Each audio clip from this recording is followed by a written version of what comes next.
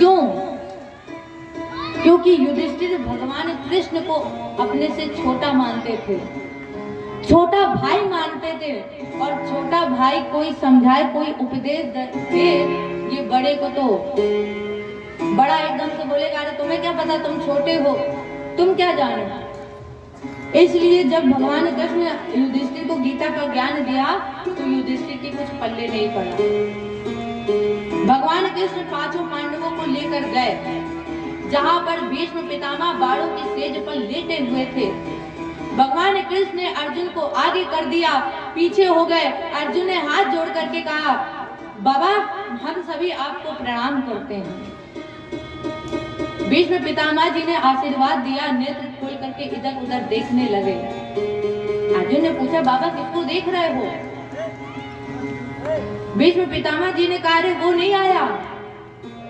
अर्जुन ने पूछा, कौन? अरे वही जिसका नाम नटवर नागर है, वो नहीं आया। जो चितचोर है वो नहीं आया।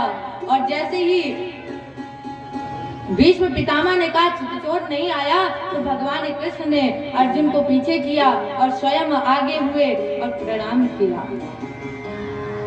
भगवान कृष्ण ने कहा पितामह जी से, पितामह मैं ये चाहता हूँ कि आप इन पांचों पांडवों को उपदेश दें। भीष्म पितामह ने कहा वो तो ठीक है, लेकिन ये बता तुम यहाँ भी अपनी कला से बाज नहीं है? तुमने यहाँ भी अपनी कला दिखा दी। गर्ग संकटा में गर्गाचार्य जी ने बहुत सुंदर श्लोक लिखा है। भीष्म ने स्तुति की और कहा, महाराज जी ब्रजे वसंतम नवनीत चौरम, अरे चोर गोपांगना नाम चदकूल चौरम।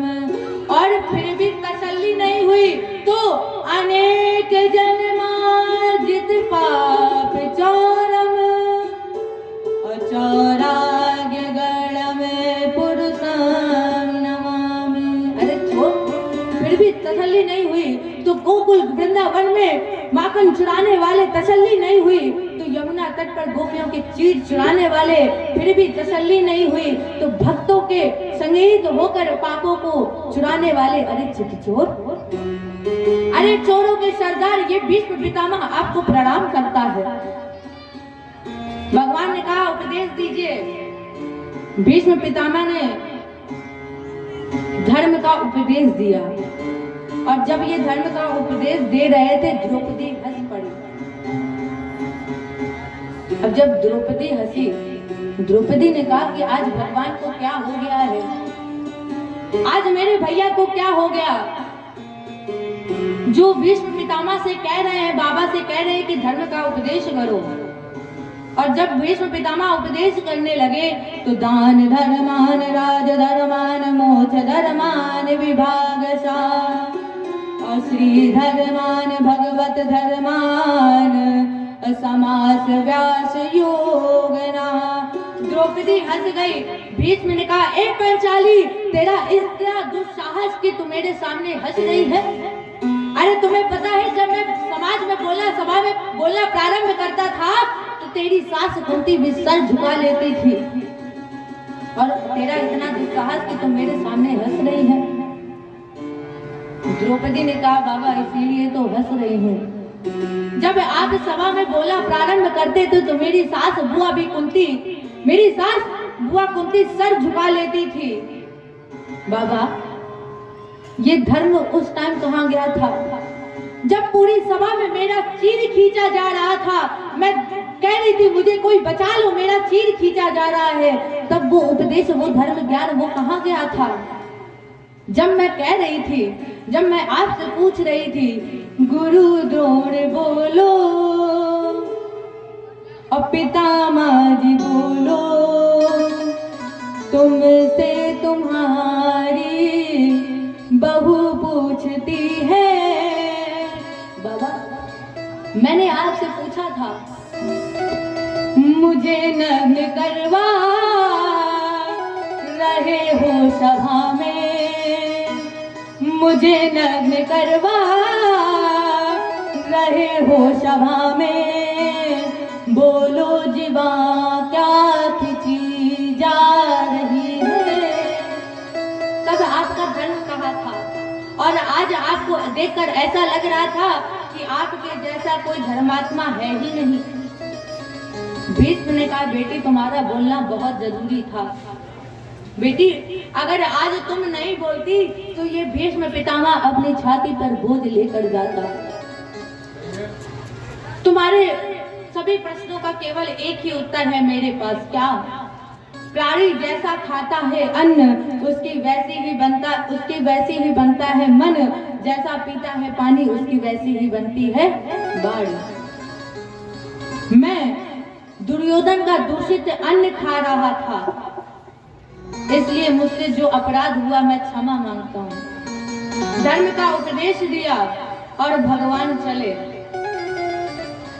भीष्म पितामह ने कहा, 1 मिनट रुक जाइए, जाने से पहले एक काम करिए। क्या? भीष्म पितामह जी ने कहा कि आप मेरी बेटी से विवाह कर लीजिए। अब जैसे ही भीष्म पितामह ने कहा मेरी बेटी से विवाह कर लो, वहां जितने लोग थे कुछ नहीं बोले, लेकिन अर्जुन बाबा के सर पर चढ़े हुए थे। तो एकदम से अर्जुन ने कहा, पिताजी, बाबा ये बताइए कि लोग कहते हैं आपका विवाह नहीं हुआ, और जब आपका विवाह नहीं हुआ तो आपकी बेटी कहां से आ गई? भीष्म पितामह ने कहा, अरे पगले, तुम नहीं समझोगे। क्यों? भीष्म पितामह ने कहा कि मेरी बेटी का नाम बुद्धि है। अभी तक ये बुद्धि भगवान में नहीं लगी है, और मैं ये चाहता हूँ कि मैं जाते जाते अपनी बुद्धि भगवान को समर्पित करते हुए जाऊं। और जब मैं बुद्धि को समर्पित कर दूंगा तो मेरा कल्याण हो जाएगा। इति मति रूपे कल्पिता वितृष्णा और भगवती शाश्वत पुंगवे विभूमिनी। मेरी बुद्धि अगर भगवान के श्री चरणों में लग जाएगी तो मेरा कल्याण हो जाएगा। तो आज भीष्म पितामह ने भगवान को अपनी बुद्धि समर्पित कर दी, वापस चल पड़े। लेकिन भीष्म पितामह ने अपने प्राणों का त्याग कब किया? जब मकर संक्रांति सूर्य उत्तरायण हुआ, तब इनके प्राण निकले। और इस प्रसंग से एक ही सार मिलता है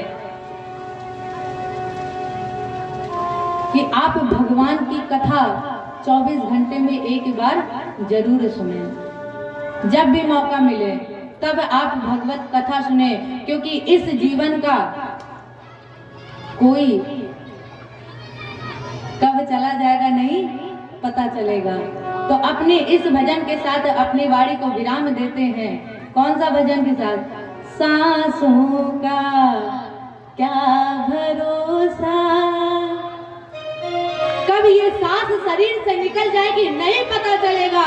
इसलिए जब भी मौका मिले, 24 घंटे में एक बार मौका मिले, आप भागवत जी की कथा सुने, ज्यादा से ज्यादा सुने, जिससे कम से कम आप इस संसार से जाएं तो कम भगवान का नाम लेकर तो जाएं।